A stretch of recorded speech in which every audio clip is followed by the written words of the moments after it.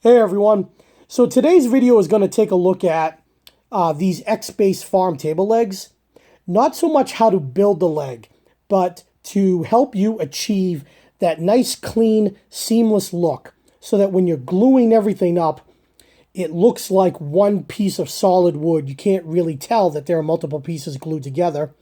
And I'm also going to show you how to do the center support, how to glue that up so that the mortise is already in place for you and to make it nice and easier when you're doing the stretcher and for it to all fit together nice and clean. So let's go over to the jointer and start the process. Hey everyone. So I'm over here at the jointer. I've already done some rough cutting on the pieces that I need to make that leg assembly. So to start with, I'm not going to look at the crossing pieces right now. The focus right now is on the top stretcher, the lower stretcher, and then the center leg support that when all glued up, as you can see, will eventually have a mortise in there, already ready to go. And the key to getting those tight seams is making sure that you're gluing up two flat surfaces together. Nice and tight, nice and flat. So the center support here is rough cut at 24 inches.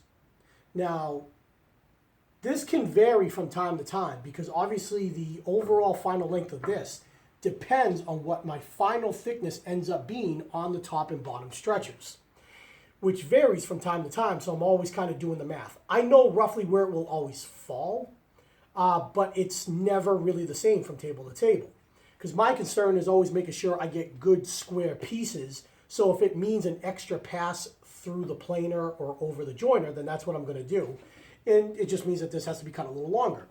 But I know at 24 inches, I'm on the safe side. And these center pieces, the middle parts, they're rough cut at somewhere around 10, 11. Again, I know that in the end, it's going to fall around, say, 9 inches or so. So I'm good there. So again, so the key is to glue up two flat surfaces. And that's where it starts here on the joiner. So I'm going to move these out of the way. And so what we're going to do is each top and lower stretcher consists of two pieces each. Now, I'm not concerned with taking these to the joiner and then through the planer to making them perfectly parallel with each other. My concern right now is just to get one surface flat on each board to butt together to make a tight seam. I'm not going to run it through the joiner after the fact because even after I'm done with the glue up, when it comes out of clamps, I'm going to come right back to the joiner again and reflatten one side, square an edge, and then it will go through the planer. So I want to keep as much thickness on this as possible, which is why I don't really care about, another side being, off. So right now the focus is to get one side flat in each board. So usually what you do is you'll take a look and you'll see kind of where the cup is kind of going on the downside, okay? You want like the U part down. Makes it a lot easier to flatten and a lot easier to kind of see not only where it's flattening, but controlling it as you're pushing it through the joiner. So right now, and I don't take off a lot, very little on the joiner, so let's run it through and get a side flat.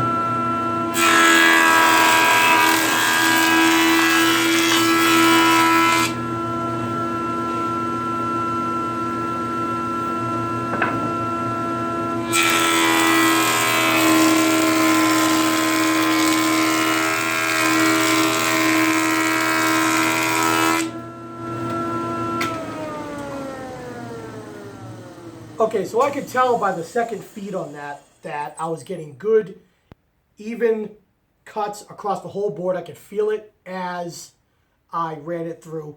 So right now I know I got one side flat here. So I'm going to set this aside, and I'm going to take another board and do the same exact thing.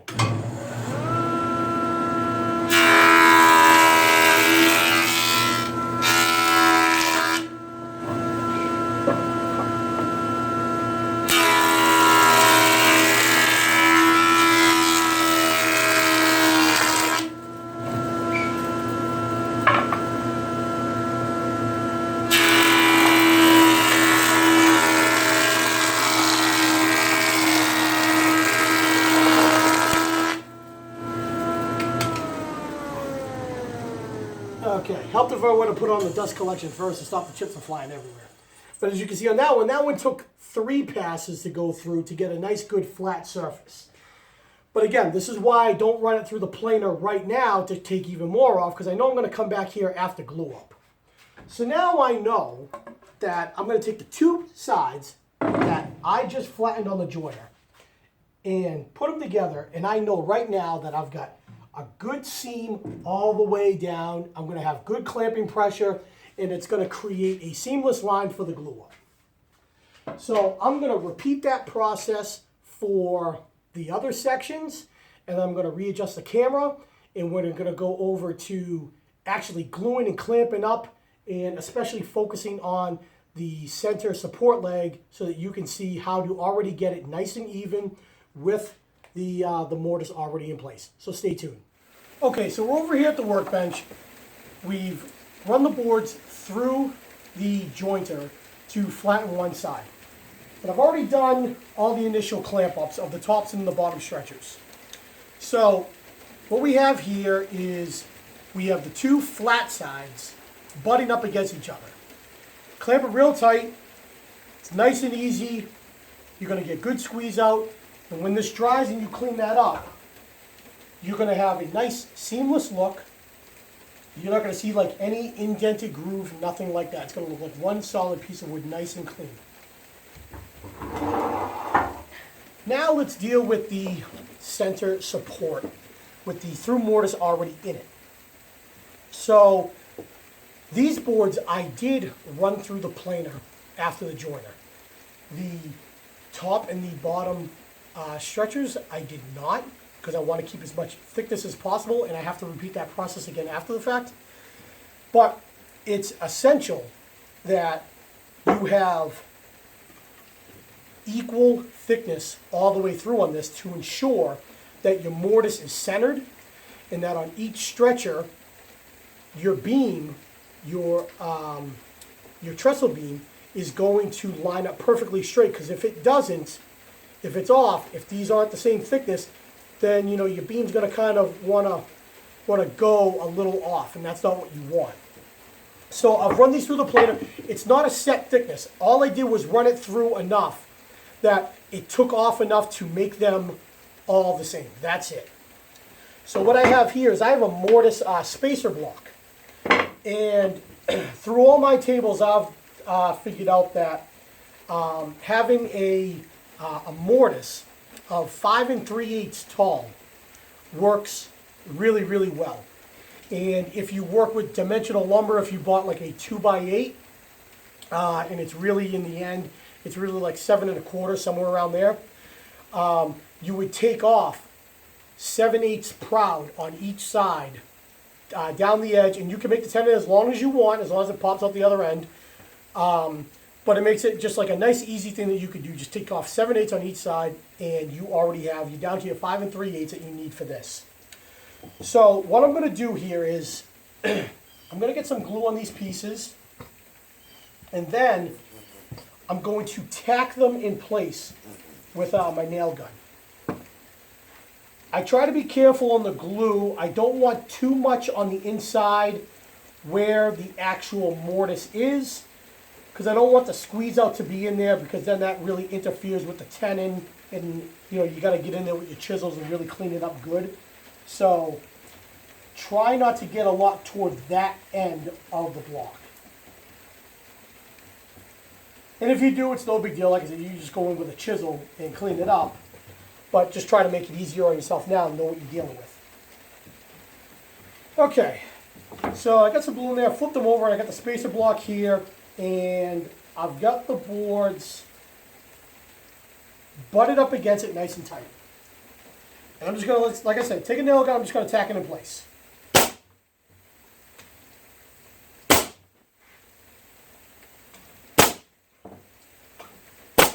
And that's it. It's really there for when I do the final clamping that they don't move. And they're also in a position where when I cut off the ends here, I'm not going to have to worry about hitting a nail, and they're not deep enough coming out the other end that I have to worry about when I run it through the planer, and am I going to nick it, okay? So don't use nails that are too long, because you don't want to get involved with hitting a nail in your planer, your joiner when you're squaring it up again, or when you're back on your miter saw cutting this to final length. Okay, so now I can take the suspension block out. It's not going to move. I know that the nice is centered. And I'm going to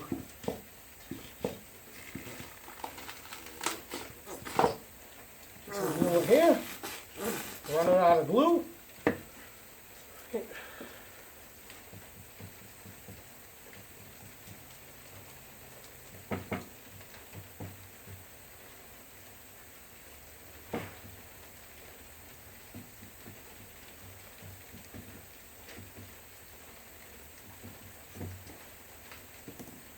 All right, I'll put this on here, and I'm going to get some clamps. I'm going to clamp this up the same way that I clamped these up.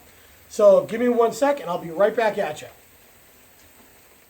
Okay, so I'm all clamped up here. As you can see, I got the Bessies holding it down real tight. And you can even tell, even by, looking right now, that even though I'm not even across the surface, I am nice and tight along all glue seams. So when this dries up, it's going to look like one solid piece of wood. And like I said, the key to doing this is to make sure that the thickness here and the thickness here are the same throughout the process. So when this dries, going to flatten and joint side again. We're going to take a look at that and show you up close what it looks like in the end. So stay tuned. I'll be back in just a couple hours, although it will seem a lot more quicker on the video. And we're going to clean this baby up and show you what the final product looks like. So stick around, probably only for like a second, but for me, I'll see you in a few hours.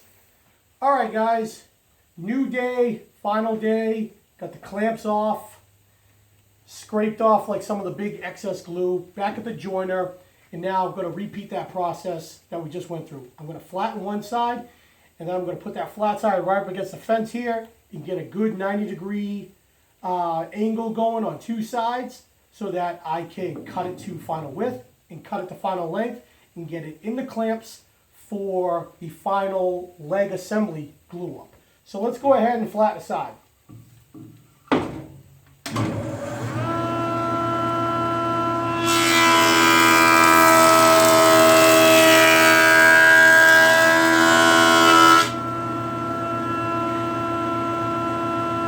Okay, so I've already checked for square here on my fence. Make sure you do that prior to running it through. So now I'm going to butt it up against here.